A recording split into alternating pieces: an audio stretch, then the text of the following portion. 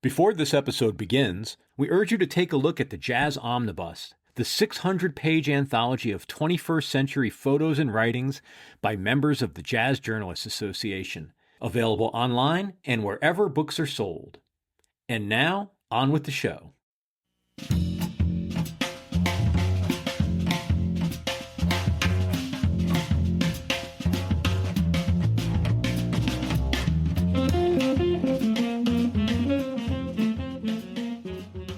Welcome to The Buzz, the podcast of the Jazz Journalists Association. I'm Michael Ambrosino. I'm a writer, researcher, and producer of a variety of jazz programs at 33third.org, including the audio documentary on Pan-Latin jazz, Los Olvidados, The Forgotten Ones. Speaking with me today are Mark Lomanno, Jordannah Elizabeth, and Seymour to talk about the nature of best-of lists in jazz and how each of our panelists shapes their various opinions, processes, and the enormous amount of music released each year, and eventually what they feel about the very nature of these lists and their effect on the evolution of jazz journalism. Mark Lomanno is an assistant professor of musicology at the Frost School of Music at the University of Miami. His web platform, The Rhythm of Study, covers a wide variety of his writing and various resources dedicated to jazz and the culture that surrounds it. Jordannah Elizabeth's work has been featured in The Village Voice, NPR, Downbeat Magazine, and the New York Amsterdam News. In 2022, she won the JJA's award for Book of the Year about jazz, history, criticism, and culture with She Raised Her Voice, 50 Black Women Who Sang Their Way into Music History. And Seymour, who worked for 18 years at Newsday as a film critic and jazz columnist, and has written for Bookforum, CNN, The Washington Post, and The Nation. Greetings, everyone. Welcome to The Buzz. Good to be here. Thank you so much. So the first part of this conversation is just about shaping an opinion. And so I'm really curious, how do you establish what I call a responsible circumference for the music that you evaluate each year? So Mark, I noticed that, you're an ethnomusicologist, you work with a lot of musicians. How do you create that circumference, and where do you get your music? Are you purchasing it, or do you get radio service? Is there a distinction between being a radio broadcaster like myself and being a critic in terms of the music that you bring in to your evaluation? That's a really evocative phrase, responsible circumference. I get my music from a lot of different places. I do subscribe to some streaming services. I purchase some music, and then I get a lot of materials sent to me. Even though I'm in academia as my day gig, I started the blog, The Rhythm of Study, when I was living in New York and just sort of on the scene after I'd finished my PhD. So I developed relationships with a lot of PR folks and worked in arts administration myself. And so I've just maintained those connections over the years. I agree with your statement that, these are subjective opinions about the music. And not only have I found that as an ethnomusicologist, very aware of my perspective, but that changes from day to day. So in terms of the responsible part of this responsible circumference, I really try to check in with myself. There are some times where I listen to a record and, maybe it's a little out and I'm like, you know what, I'm not feeling this record right now, right? And I'll set it aside and go back to it at another time, because I feel like as writers, we're implicated in the work that we do. And part of that responsibility is being aware of our emotions and our thought processes and our biases and the values that we have that inform how we view the music. And then, in terms of circumference, I try to cast a really wide net. And that may have something to do with the fact that I'm an ethnomusicologist. It may just have to do with the fact that, as a jazz musician and as a jazz historian, I understand that word means a lot of different things to a lot of people, right? So my focus is on bringing attention to the folks that are making music now, as opposed to what I think about it. So again, to go back to this word of responsibility, I think that, it's on me to open my ears and to be accepting and welcoming of what people are trying to put out there, rather than me limiting my listening by what makes me feel comfortable or what I'm used to, or, that it sounds familiar or not. So Jordannah, talking about a wide net, I think your list was my most favorite. because you are all over the place. You are really looking at the broadest spectrum of Black music. And I mean, you have Big Frida. You go from Big Frida to No Name to Young Thug. And then, you have this group that I'd never heard of that I love called Irreversible Entanglement. So I thought, wow, you're really challenging yourself to look at the broadest spectrum. So what is curating your circumference like? I'm certainly one of the youngest jazz critics in the game. I'm in my late 30s at this point, but really, I say youthfulness because I really was in the field a number of years ago, pre-COVID, and was kind of all over the country. And my partner at the time had a friend who ran the Pitchfork Music Festival. I say this to say that for years I traveled between Oakland, Baltimore, New York, San Francisco, Los Angeles, and Chicago. So obviously you've traveled and you've been embedded in the music. So when it comes down to sitting in your studio and saying, how am I creating a list? What are your methodologies and where do you stop? I mean, like your particular perspective is so expansive that I can imagine it might be hard to create boundaries so that you have a manageable pile of music to evaluate. So really, I'm immersive, I'm engaged, and I like to follow artists, whether I see them live. Honestly, it's really about having an immersive relationship with the music and the artists. So post-COVID, it's really been about keeping up with everybody and also finding a way to continue to explore.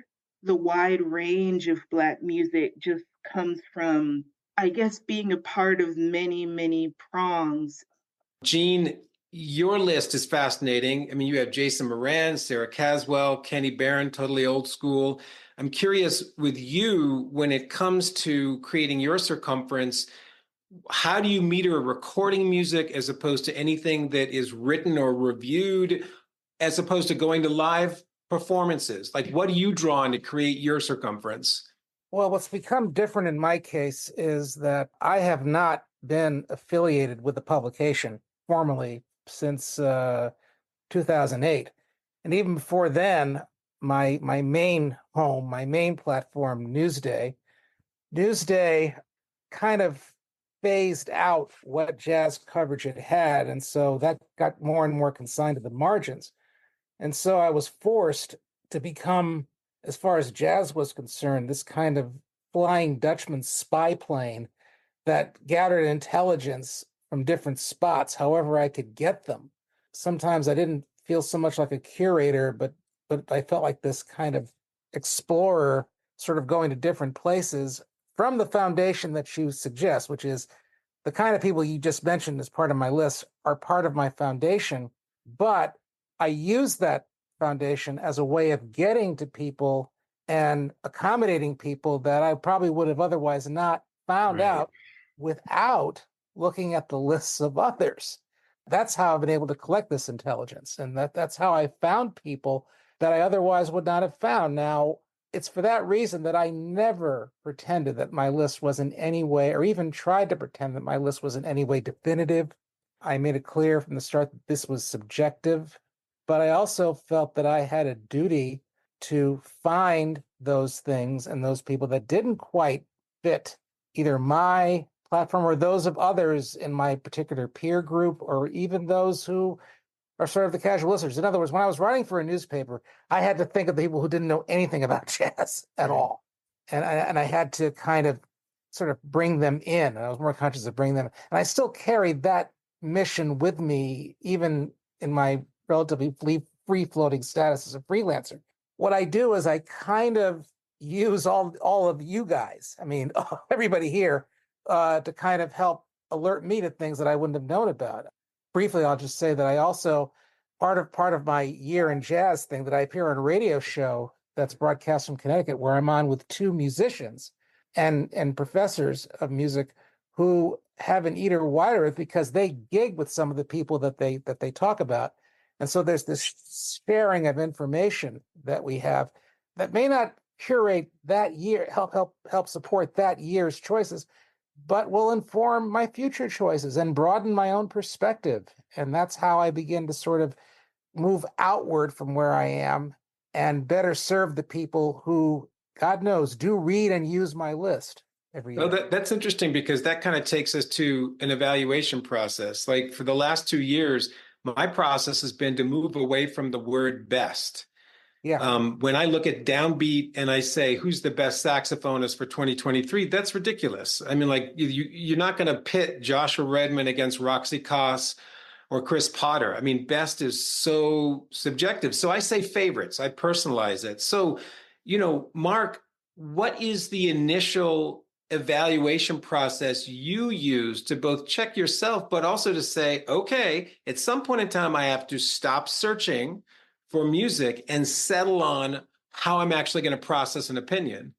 Right. I completely agree that the language of best really shifts the focus away from the musicians and towards the writer or the institution or the publication in problematic ways, right? It creates hierarchies that I don't really feel like exist very much in the musical community. So one way of answering your question is I'm a musician myself. I was a musician before I was an academic. I was a musician before I was a writer. So on a very basic level, I listen to a record and it's engaging in the way that it would be if I were on the bandstand and somebody did something that I really wanted to jump into. It's a visceral reaction. And then also part of it is a lesson I learned when I was really young. I grew up listening to Eric Jackson, WGBH, from the time I was in grade school. And I remember buying Joshua Redman's Mood Swing, the original album. And the first time I listened to it, I was maybe 14 or 15 at the time. I didn't like it, like really didn't like it. And I set it aside. And maybe 6 months later, I went back and listened to it again. I was like, oh my gosh, this album is amazing. And I sort of taught myself a really important lesson, which is to when you're encountering something that you're maybe not familiar with or haven't heard before, to give it time. There's a lot of effort and labor and passion that goes into every project that we listen to. And so in terms of evaluation, right, I'm really trying to connect with that, right? What is it that's driving the musician? And then how can I engage with them and with the vision and the sounds of their project in ways that resonate with them, even if they don't resonate with me very strongly at the beginning. Jordannah, your list was so beneficial for me because I felt like you're walking into a food court that's 10,000 square feet, and you are helping me identify the 10 best places I can go and eat, which I think was remarkable.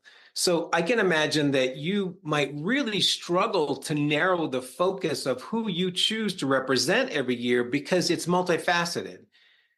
Believe it or not, the number of Black albums that are kind of being released are not as expansive as you would think. So, if you go through the entire kind of major release lists and indie release lists on, say, Wikipedia for the entire year, it was actually kind of hard to find 10 albums. But aside from that, first, I want to shout out to the jazz publicists and PR and editors and labels who send press releases and let us know, what's coming out, because they are also an integral part of letting jazz journalists know what music is popping out. But my actual practice is very internal. My dream as a freelance artist when I was very young was to be able to write for one place and have a stream of consciousness and to have a relationship with my readers. And so that's how I function with my music. I kind of consider myself to be a little bit of a computer system. I'm taking a little break this week, but trying to have an encyclopedic understanding of what I love and what is important historically, musically, and what I engage with is really kind of a 10, 20-year catalog of understanding. And I pick things up from reading about other artists' history and things like that. my pieces and my best albums are very internal, very tied to my personal history, my personal ear, and super eclectic. Well, I mean, going back to food metaphor, your list was delicious and it was like tapas and I had a great meal and I really appreciated diving into a bunch of artists I'd never heard before. All right, let's go for a hot button issue here because I mean, for me, it's always contentious. In the process of putting together a favorite list or a best of list, Gene, do you actually look at other people's lists or do you like to sort of insulate yourself and say, wait, I don't want to deal with the noise. I want to focus on the signal of my intent to make sure that I'm being most true to my own taste and sensibilities. Over time, I've done mostly the latter because through trial and error, this covers most of the things I write about as a critic, whether it's film or literature or whatever. I have had to trust myself, trust my own radar more. And that's a process, I think, for a lot of us. I think no matter how widely we think we've heard, read, seen, it's a challenge for all of us to kind of begin to trust one's own instinct. And I found that I feel most effective both in writing the list, but also in engaging with other people on it. When I just go whole hog with what I think subjectively is my favorite, like, you mentioned Sarah Caswell.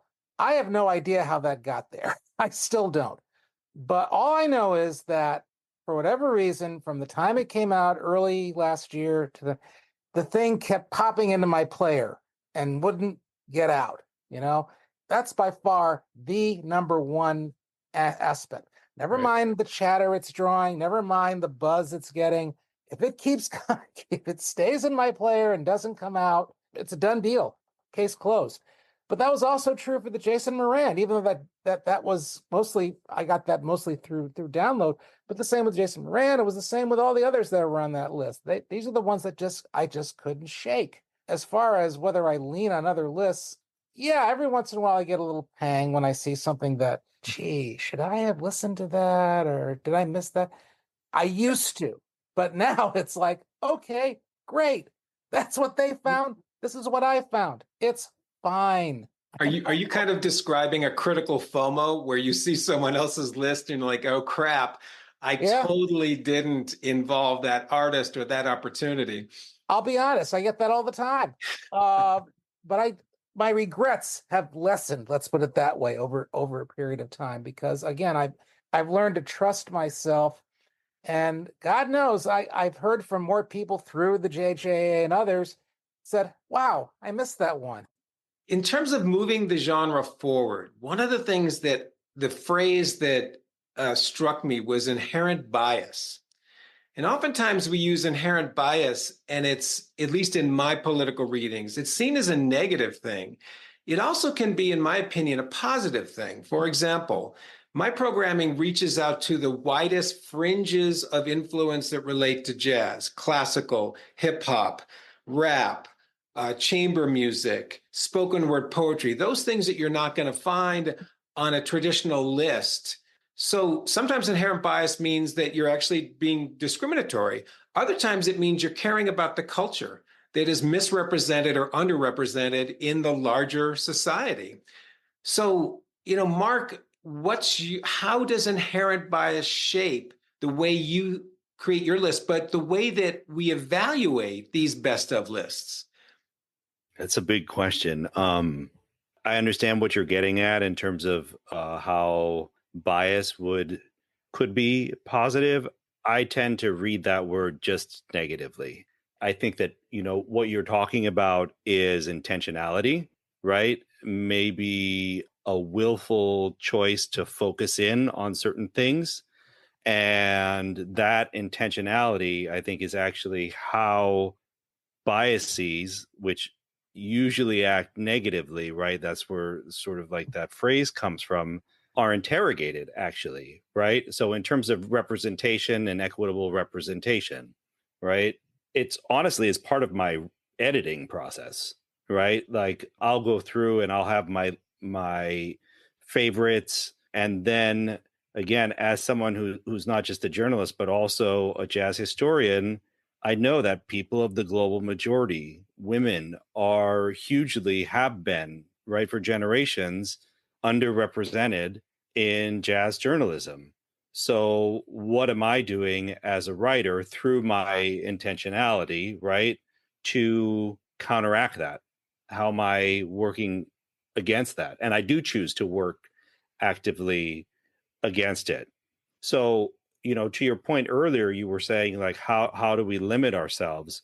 I think what you're talking about, this sort of like productive intentionality, this positive spin, or maybe the other side of the coin of inherent bias, is to focus, to be cognizant of these issues when we're writing. And just to tie in what Jean was saying about feeling like missing out, I think that it's inherent in all of us to have some sense of ego, but realizing, as like when Jordannah says she's working with labels and working with musicians, right? We are part of a community. We're part of an ecosystem. And thinking about this in terms of like sustaining the ecology of jazz as we can, I think is an important way to address these issues and really lift everyone up. It's funny you say about ecology, because one thing that frustrates me about jazz is that bandstands don't reflect the diversity, equity, and inclusion that's really critical to the way I approach that ecology. And, Jordannah, what I loved about your focusing on Black artistry was not only the depth, but the challenge that you took on to make sure that underrepresented musical cultural voices were represented. So can you kind of speak to the political framework of how you approach creating your best of lists? Absolutely. I am a Black American woman, and I think the beauty of my work is that I became an academic and a widely published journalist after the fact. I think my first understanding of journalism was really gonzo journalism through Hunter S. Thompson, and living in Colorado and kind of all of those things, and then learning later about immersion journalism.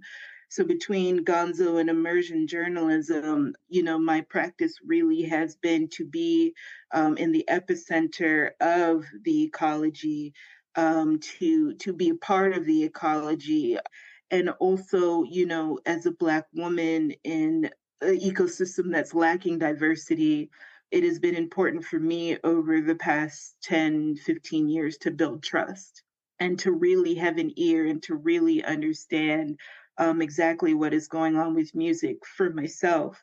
And then, also take my readers on a journey. I think that many times we as critics don't think much about the readers. And I think that my work tends to be conversational, and I like to kind of include as many people as possible. And yeah, I think I think being a jazz critic, you have to be able to set yourself apart, and that is having the bravery to expand, and the bravery to embed, Black feminist theory, and to embed, civil rights and all types of disruptive mechanisms in regards to the white singularity of jazz. And so, honestly, I really just try not to think too much. Um, after saying all that, I really try not to think too much. And, I think the hardest thing about being a critic is constantly being yourself. You know what I mean? And staying focused on being yourself as you become an adult, as people tend to, for these opinions and all these things going on. So that's where it all comes from. I love what you said about trust. And you made me think of how we hyper individualize critical thought through this whole industrial mechanism of being an influencer, of engaging not, on the surface, as opposed to having a critical dialogue that involves so much nuance that you invite the reader to trust you and dive deeper in your absence. So, Gene, how do you trust that the lists that we create are actually moving jazz journalism forward? And sometimes do you feel like, you know what? The nature of these lists, their competitive relationship, the way they're tied to a magazine or organization or a highly prized individual actually maybe doesn't help jazz criticism. That's a complex question, I think. And I don't and when I get complex questions, I try to look for the simplest answer possible. But again, I don't think I can function honestly as a critic or as a writer, basically, because that's basically what it is. I can't function without interrogating myself first and my own motives. I say, okay, am I including, say, a woman? Am I putting, say, Nicole Mitchell on my list because for representation purposes? Or do I really like this album? Well, of course, I like the album. That should be the preeminent reason. I love what she does. I love her mind. I love everything about the universe that she chooses to live in, and I want to go back there. The challenge is finding the language accessible enough to others to tell others why you should explore it too. It's back to my first prime directive I had when I was a newspaper reporter centuries ago, is to be attentive, first of all, to what you're looking at, listening to, and provide the simplest and yet most thorough accounting in the time that you have to what that experience is. And after a while, all the other factors, social, cultural, otherwise, tend to melt before that imperative. So true. And I got to remind our listening audience that at its core, there is an absurdity to thinking that we can all encapsulate a year of music in 10, 20, 30, 50, or even 100 choices. That we don't have an expansive vocabulary to be able to look at the circumference we keep talking about and saying, hey, this represents jazz or Black music. I mean, even jazz, the term is so inadequate. So, Mark, ending this conversation with your sense, or I'd like you all to weigh in this one more time. It's like, how would you like this process of tabulating excellence to move forward so you feel like it is doing the most justice to the music at hand, but also the various critical ways in which we're interpreting it to make the art form more resilient? Mark, can we start with you? Sure, yeah. So a couple thoughts off the top of my head. I mean, I think one of the most important ways to do this is to focus on the musician rather than the writer, and to write in a way that's focused on the musicians. We were talking before the recording started about what writers do with the platforms that were given. And one thing that we can do is, the structure of this, like year end, is a trope, right? It's a category, a way of writing, a framework, right? But what we do in that framework, and here we could definitely take our cue from the musicians, what we do with the frameworks that we're given to actually disrupt the hierarchies that are created within this framework of best of, right? Acknowledging our own subjectivity, drawing attention, making the willful, intentional choice to highlight musicians who don't sell as well, because their work is, if we're picking 10, right, like their work is just as worthy of inclusion, even if they don't have a huge, publicity budget behind what they do. So I think to be critically intentional about how we operate within the opportunities that we're given is the key to moving this forward, because one of the opportunities in which, many publicists have to write on jazz is this year-end best of framework. Right. So given that we have the space to do it, what work can we do critically to disrupt the hierarchies that this framework inherently produce?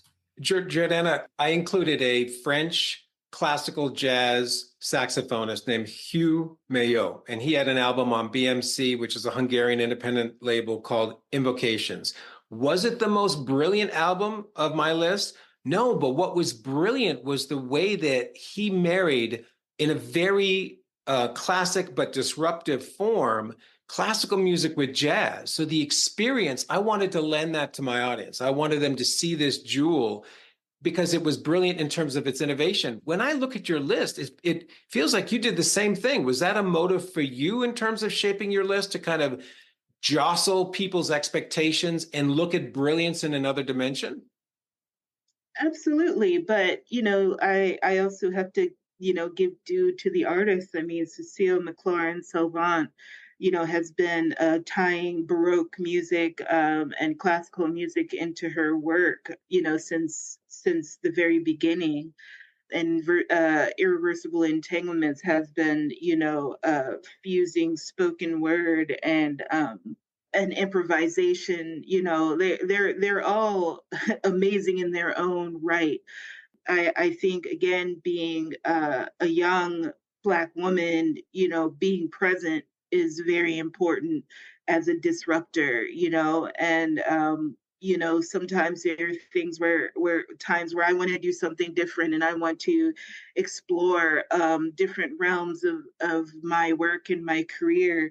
But it's very important to make sure that readers know that there is a voice that is underrepresented and understands music in a different way, because of my cultural inherent ancestral ties, to the art, and also my feminist understanding of oppression and sexism and misogyny. But it's also really about having fun and what would a reader enjoy. Black Thought of the Roots doing a new album with kind of this house band. It's like, okay, that's different. I think that's pretty cool. And then Big Freedia again, who has been putting out EPs. This is really proper first album, debut album. So again, it's very singular, me knowing the history of the artist just kind of within myself. And again, yeah, being a young Black woman, I am a disruptor, and it is sadly, somewhat my responsibility and duty, with having these platforms to be present. Is that a heavy kind of mantle to carry sometimes? But I'm not complaining. I get to listen to music and goof off for a living. So. Well, I got to say that if you finished listening to Bliss by Tech Nine and you didn't have fun, you need to check your pulse, because that was a killer album. Excellent album. Thank you so much for having this conversation, specifically focusing again on the methodology and the process and the politics of Best of Listen Jazz. Thank you. Thank you. Thanks so much. You've been listening to The Buzz, the podcast of the Jazz Journalists Association. My name is Michael Ambrosino, and we've been talking about the process of creating best lists at the end of each year in jazz. To learn more about us, go to jjanews.org, and The Buzz drops new episodes regularly, available on all major platforms.